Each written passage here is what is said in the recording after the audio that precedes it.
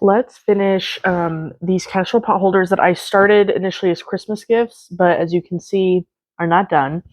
I have gotten to the point, obviously, these are all like quilt sandwiches, but none of them have binding on it or are trimmed. So let's do that.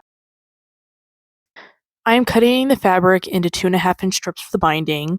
If this is your first time binding, or if your quilt sandwich is very, very thick, you might benefit from using a 3-inch binding just to give yourself a little bit of wiggle room, but the 2.5-inch works great for me. We're going to sew all the pieces of binding together, right sides together using a 1/4-inch seam allowance. We're going to sew everything together until we got a long strip of binding. Here I am just ironing all the seams open so there's less bulk for when we attach it to the pot holder. We're creating the binding by folding the binding fabric in half and then ironing so it stays in place and it's easier for us to attach it later. We're going to cut one end of the binding at a roughly 45-degree angle. It does not need to be perfect. And then we're going to run it through so that we can just stitch it down so it stays in place.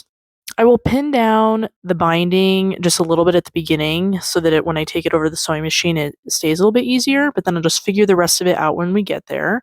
So I'm going to sew the back piece of binding down several inches, and then once I'm down several inches, then we'll start to sew both pieces of binding, both layers of binding all the way down, and we'll just continue to do that along the whole edge of our quilt sandwich.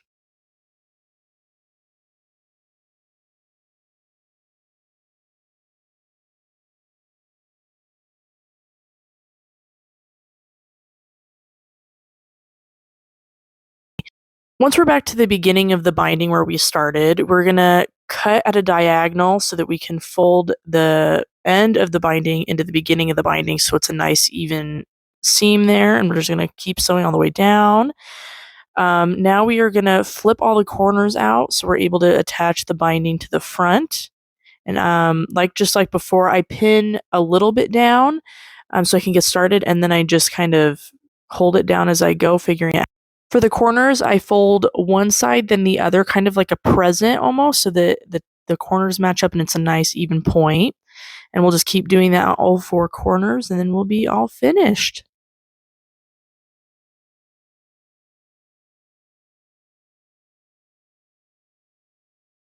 All right, and we are done with this one at least. I'm going to work my way through the other ones, but that is how you can attach binding to a casserole pot holder.